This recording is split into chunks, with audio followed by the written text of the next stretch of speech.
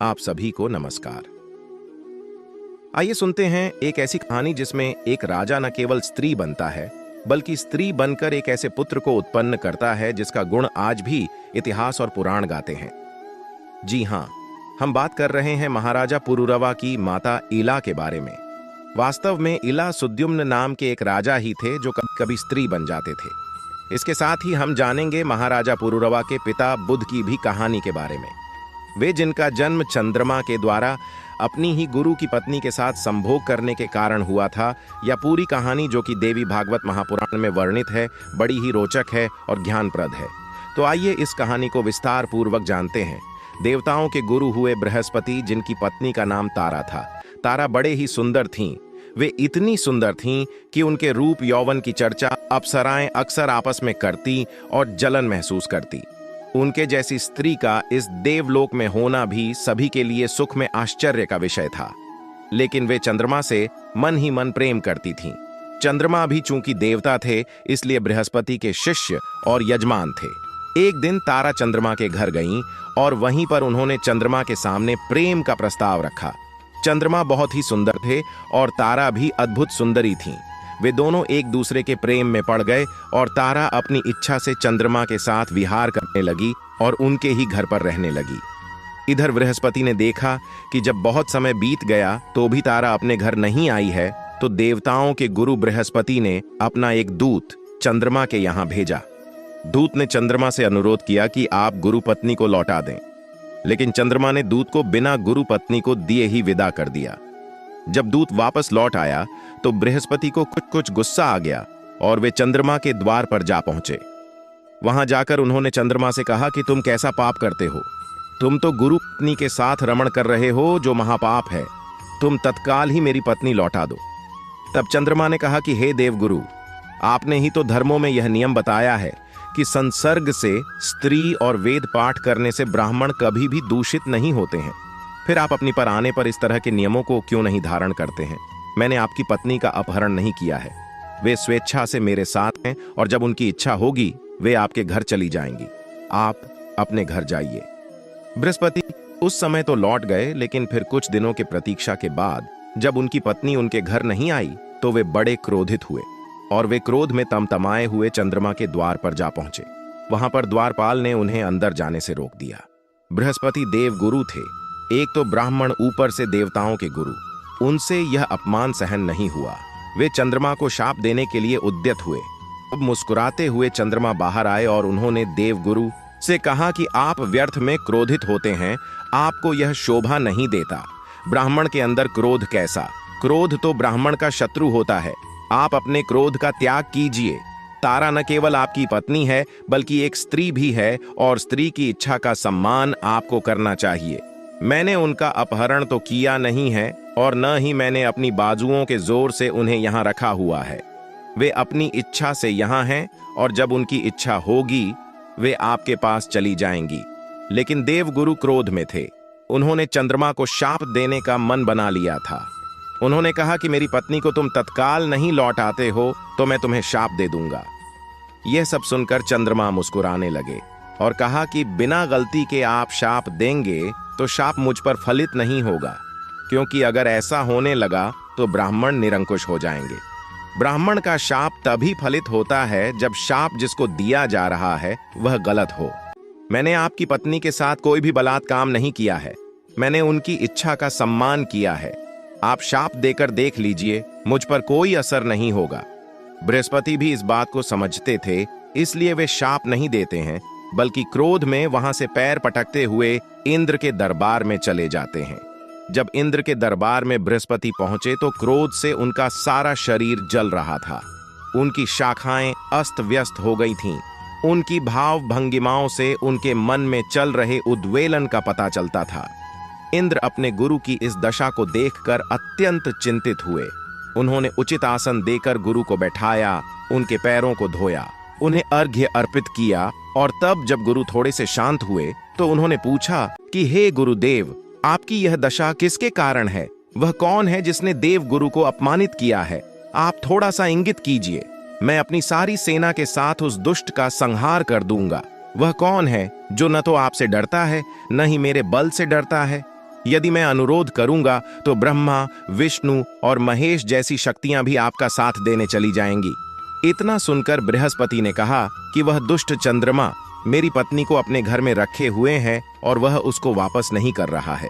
मैंने बहुत अनुरोध किया, अनुनय विनय किया, भय भी दिखाया, लेकिन चंद्रमा अपनी हट को छोड़ नहीं रहा है। तब इंद्र ने कहा कि हे गुरुदेव, आप चिंता मत कीजिए, मैं अभी एक दूत चंद्रमा के यहाँ भेजता हूँ। इंद्र ने दूत को यह समझाकर कहा कि तुम जाओ और सही शब्दों में चंद्रमा से कहो कि वह देवगुरु की पत्नी को लौटा दें। दूत चंद्रमा के पास गया और चंद्रमा के पास जाकर मधुर वाणी से कहा कि हे चंद्रदेव, आप तो अपूर्व सुंदर हैं। आपके पास दक्ष प्रजापति की 28 कन्याएं पत्नी के रूप में हैं। अगर आप चाहें तो स्वर्ग की सभी अप्सराओं को भी भोग सकते हैं। फिर आप इस गुरु पत्नी के साथ रमण क्यों कर रहे हैं? यह पाप है। आप गुरु पत्नी को लौटा दीजिए। यह सुनकर चंद्रमा ने कहा कि हे दूत, तुम मुझे भय दिखाने आए हो। मैं गुरु पत्नी को क्यों लौटा दूं जब मैंने उसे रखा ही नहीं है? गुरु पत्नी अपनी इच्छा से मेरे साथ हैं और जब उनका मन होगा तभी वह उनके पास जाएंगी। आप जाकर इंद्र से कह दो कि मैं गुरु पत्नी को लौटाने का अधिकारी नहीं हूं और मैं उन्हें उनकी इच्छा के विरुद्ध अपने घर से नहीं निकालूंगा। दूत चंद्रमा का संदेश लेकर वापस इंद्र के पास आया तो इंद्र इस बात को सुनकर क्रोध से तमतमा गए। उनका अहंकार उस समय चोट खा गया कि एक देवता होकर चंद्रमा की यह हैसियत कि वह देवताओं के राजा की बात को मानने से इनकार कर दे। इंद्र ने अपनी सेना को तैयार करने का आदेश दे दिया। इधर शुक्राचार्य ने जब देखा कि देवता आपस में ही लड़ने वाले हैं तो उन्हें एक अच्छा समय दिखाई देने लगा। उन्होंने दैत्यों की सेना को तैयार किया और चंद्रमा के पास जाकर कहा कि देवराज इंद्र तुम पर आक्रमण करने वाले हैं। हे चंद्रदेव, यदि तुम चाहो तो दैत्यों की सेना तुम्हारा साथ दे सकती है। चंद्रमा को उस समय वास्तव में सेना की आवश्यकता थी, क्योंकि देवताओं की सेना से वे अकेले नहीं लड़ सकते थे। अत्रि के पुत्र चंद्रमा ने दैत्य गुरु शुक्राचार्य की बात को मान लिया और चंद्रमा की तरफ से दैत्य सेनाएं देव सेनाओं से लड़ने के लिए एकत्र हो गई। स्वर्ग में बहुत ही गजब का दृश्य था। एक तरफ चंद्रमा के नेतृत्व में दैत्य सेनाएं और दूसरी तरफ देवगुरु बृहस्पति के लिए इंद्र के नेतृत्व में पूरी देव सेना। देवों और असुरों का संग्राम प्रारंभ हो गया। बड़ा भीषण संग्राम हो रहा था। एक स्त्री के लिए देवता और दैत्य आपस में कटकर मरने लगे। वास्तव में यह युद्ध एक स्त्री के पीछे नहीं हो रहा था, बल्कि दैत्यों की सेनाएं उचित अवसर देखकर दैत्य गुरु शुक्राचार्य के अहंकार को पोषित करने के लिए लड़ रही थीं। वहीं देवताओं की सेना अपने राजा इंद्र के अहंकार को तुष्ट करने के लिए दैत्यों से लड़ रही थी। भीषण संग्राम मचा हुआ था। एक दूसरे को दैत्य और देव काटते जा रहे थे। अरुण मुंडे से युद्ध में पड़ गई। वहां खून की नदियां बहने लगीं। जब ब्रह्मा ने देखा कि उनकी सृष्टि इसी तरह नष्ट होती जा रही है तो वे बीच बचाव करने के लिए वहां पर आए और उन्होंने चंद्रमा को समझाया और कहा कि चंद्रमा, एक स्त्री के लिए इतना विनाश, क्या तुम्हें यह शोभा देता है? चंद्रमा ब्रह्मा जी की बात को टाल सकते थे क्योंकि ब्रह्मा जी उनके पितामह थे। चंद्रमा शांत हो गए। साथ ही ब्रह्मा जी ने दैत्यों के गुरु शुक्राचार्य को भी समझाया कि तुम तो समझदार हो, तुम्हें इस तरह के रक्तपात में भाग नहीं लेना चाहिए। तुम अपनी सेना को लौटा ले जाओ। दैत्य गुरु शुक्राचार्य भी अपनी सेना लेकर वापस आ गए। चंद्रमा ने देवताओं के गुरु बृहस्पति की पत्नी तारा को उनके पति को सौंप दिया, यानी कि बृहस्पति को सौंप दिया। दोस्तों, अगर आपको हमारी कहानियां पसंद आती हैं तो इस वीडियो को लाइक करके हमारे चैनल को सब्सक्राइब अवश्य कीजिएगा। इसमें आपका तो 2 से 3 सेकंड का समय लगेगा, लेकिन हमारा चैनल इससे जीवंत बना रहेगा और सनातन के लिए किया गया हमारा प्रयास अधिक लोगों तक पहुंच सकेगा। तो हम आपसे इतनी अपेक्षा तो कर ही सकते हैं। अब आइए कहानी पर वापस लौटते हैं। तारा बृहस्पति के घर रहने लगी। समय बीतने लगा। कुछ समय के पश्चात तारा ने एक अत्यंत ही सुंदर पुत्र को जन्म दिया। वह पुत्र इतना सुंदर था कि उसके पैदा होते ही सारे देवलोक में वह चर्चा का विषय बन गया। बृहस्पति फूले नहीं समा रहे थे। उनके घर में एक पुत्र जो आ गया था। बृहस्पति ने तुरंत ही उसका जात कर्म संस्कार किया और उस लड़के का नाम उन्होंने बुध रखा। जब यह खबर चंद्रमा को पहुंची तो चंद्रमा भी वहां पर पहुंचे। उन्होंने बृहस्पति से कहा कि आप देवताओं के गुरु हैं, आपको तो यह पता होना ही चाहिए कि बच्चे का जात कर्म संस्कार उसका पिता करता है। इस बच्चे का पिता मैं हूं, इस बच्चे पर मेरा अधिकार है। तब देवताओं के गुरु ने कहा कि तुम कैसी मूर्खता भरी बात करते हो। तारा मेरी पत्नी है और इसलिए यह मेरा बच्चा है, इस पर मेरा अधिकार है। तब चंद्रमा ने हंसते हुए कहा, आप परम ज्ञानी हैं, आप सभी विज्ञानों के झाता हैं। क्या आप यह नहीं समझते कि एक बच्चा सिर्फ विवाह से उत्पन्न नहीं होता है, बच्चा संबंध से बनता है। आपकी पत्नी तारा है, लेकिन यह बच्चा मेरे अंश से उत्पन्न है, मेरे तेज का अंश है, इसलिए इस बच्चे पर मेरा अधिकार है। देवताओं के गुरु बृहस्पति और चंद्रमा के बीच में इसे लेकर पुनः युद्ध की स्थिति उत्पन्न हो गई। ऐसा लगा कि जो देवासुर संग्राम कुछ समय पहले रुक गया था, वह फिर से प्रारंभ होने वाला है। तब ब्रह्मा जी ने देर न करते हुए सही समय पर हस्तक्षेप किया और उन दोनों से कहा कि तुम दोनों शांत रहो। यह बच्चा किसका है, इसका निर्णय तारा करेगी, क्योंकि एक मां ही बता सकती है कि उसके गर्भ में किसका अंश पड़ा हुआ था। तब ब्रह्मा जी ने तारा को बुलवाया और तारा से पूछा कि यह पुत्र किसका है। तारा ने अत्यंत सकुचाते हुए लाज से केवल इतना कहा, चंद्रमा का, और उसके बाद वह पुनः भीतर चली गई। चंद्रमा यह सुनकर बड़े प्रसन्न हुए और ब्रह्मा जी ने देवताओं के गुरु बृहस्पति से कहा कि इस पुत्र पर चंद्रमा का अधिकार है, तुम इसे चंद्रमा को दे दो। चंद्रमा बुध को लेकर अपने लोक में आए और उन्होंने उस बालक का लालन पालन प्रारंभ किया। समय गुजरते गुजरते चंद्रमा का पुत्र बुध अब युवा हो चला था। वह अपने पिता के समान सुंदर था और अपनी माता के समान बुद्धिमान था। उसकी सुंदरता और उसकी प्रज्ञा के चर्चे पूरे देवलोक में और यहां तक कि धरती पर भी फैलने लगे थे। उसी समय पृथ्वी पर एक सुद्युम्न नामक राजा हुए।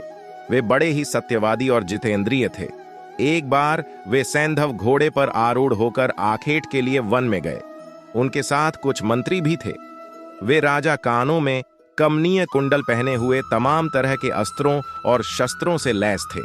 उन्होंने वन में अनेक वन्य पशुओं का शिकार किया जो गांव वालों को कष्ट दे रहे थे। इसके बाद वह राजा सुद्युम्न एक बड़े ही सुंदर वन में प्रविष्ट हो गए, जिसका नाम कुमार था। वन का नाम कुमार था। वह दिव्य वन सुमेरु पर्वतों के निचले भाग में था, जो सुंदर मंदार वृक्षों से सुशोभित था। वहां अशोक वृक्ष की लताएं फैली हुई थीं तथा मौलसिरी की सुगंधि उसे सुरभित कर रही थी। वह वन साल, ताड़, तमाल, चंपा, कटहल, आम, कदम्ब और महुए के पेड़ों से सुशोभित था तथा जहां तहां माधवी लता मंडप के समान छाई हुई थी। वह वन इतना सुंदर था और इतना आनंददायक था कि राजा उस वन में प्रवेश करते ही वहां की सुंदरता में खो गए। लेकिन कुछ समय के बाद जब उन्हें अपना ध्यान आया तो वे अपने आप को देखकर ही आश्चर्य से भर गए, क्योंकि वे एक स्त्री बन चुके थे।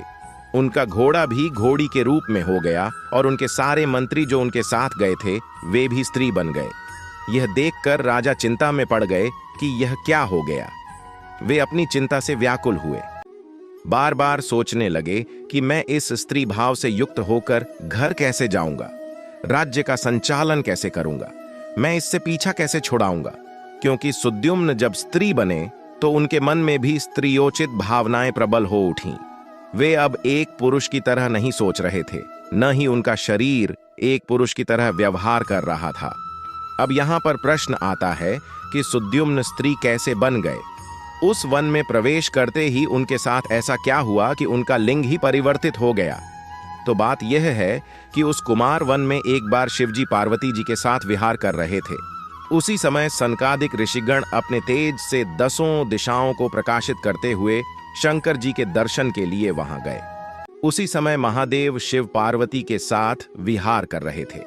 इसी बीच उन सनकादिक ऋषियों को वहां देखकर पार्वती अत्यंत लज्जित हो गई।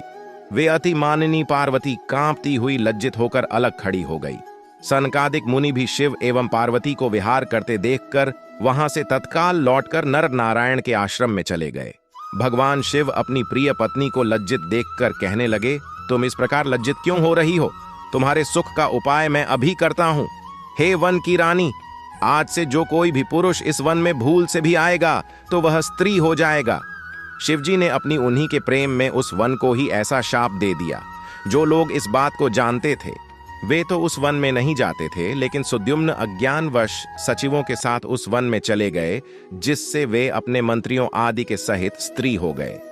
चिंताकुल होने के कारण राजा सुद्युम्न लज्जावश घर नहीं गए और उस वन प्रदेश से बाहर इधर उधर घूमने लगे। स्त्रीत्व प्राप्त होने पर उस महात्मा सुद्युम्न का नाम इला पड़ गया। इस प्रकार स्त्री रूप में घूमते हुए एक दिन चंद्रमा के युवा पुत्र बुद्ध से उनकी भेंट हो गई। अनेक स्त्रियों के साथ भ्रमण करती हुई उस हाव भाव में युवती रमणी को देखकर चंद्रमा के पुत्र भगवान बुद्ध उस पर मोहित हो गए। वह रमणी भी उन्हीं चंद्रपुत्र बुद्ध को अपना पति बनाने के लिए आकुल हो उठी, क्योंकि चंद्रमा के पुत्र बुद्ध अत्यंत सुंदर थे और इला, जो कि वास्तव में सुद्युम्न थे और स्त्री बन गए थे, उनके मन में भी स्त्रियोचित भाव स्वभावतः उठने लगे थे। इला बुद्ध को पति बनाने के लिए आकुल हो उठी और इस प्रकार परस्पर अनुराग के कारण कुछ दिनों में उन दोनों का संयोग हो गया। उस चंद्रमा पुत्र बुद्ध ने इला के गर्भ से पुरुरवा नामक श्रेष्ठ चक्रवर्ती पुत्र को उत्पन्न किया। पुत्र को जन्म देकर वह इला वन में ही रहने लगी तथा चिंतातुर हो उसने अपने कुल आचार्य मुनिश्रेष्ठ वशिष्ठ जी का स्मरण किया। इला के स्मरण करते ही वशिष्ठ जी वहां पर आए। सुद्युम्न की यह दशा देखकर उन्हें बड़ी दया आई। तब उन्होंने समस्त लोक का कल्याण करने वाले महादेव शिव को प्रसन्न किया। वशिष्ठ जी पर प्रसन्न होकर भगवान शंकर ने उन्हें मनु अविनाशी वर प्रदान किया। वशिष्ठ जी ने प्रिय राजा सुद्युम्न के पुनः पुरुष होने के लिए प्रार्थना की। शिव जी ने अपना वचन सत्य करते हुए कहा, हे ऋषि, आज से राजा सुद्युम्न एक मास पुरुष और एक मास स्त्री बने रहेंगे, क्योंकि मैंने ही इस वन को शाप दिया था। इसलिए पूर्णतः इन्हें स्त्रीत्व से मुक्ति नहीं दे सकता हूं और मैंने आपको मनोवांछित फल देने का वरदान दिया है, इसलिए आपके वर को भी मैं काट नहीं सकता हूं। इस प्रकार एक मास स्त्री और एक मास पुरुष के रूप में जीवन बिताने को बाध्य होकर राजा सुद्युम्न पुनः अपने घर आ गए और वे धर्मात्मा वहां वशिष्ठ जी की कृपा से राज्य करने लगे। वे जब स्त्री के रूप में रहते थे तब अंतपुर में रहते थे और जब पुरुष रूप में रहते थे तब राज्य करते थे, परंतु धीरे धीरे इस कारण उनकी प्रजा उनसे उद्विग्न होकर राजा के रूप में उनका अभिनंदन करना कम करने लगी। कुछ समय के बाद जब राजकुमार पुरूरवा युवक हो गए, तब महाराज सुद्युम्न उसे प्रतिष्ठानपुर का राज्य सौंपकर वन में चले गए। तो दोस्तों, आज की कहानी हमारी यहीं पर समाप्त होती है। उम्मीद है कि आपको यह कहानी अच्छी लगी होगी, तो अपनी राय कमेंट बॉक्स में अवश्य बताइएगा। मिलते हैं अगले वीडियो में अगली कहानी के साथ, तब तक के लिए नमस्कार।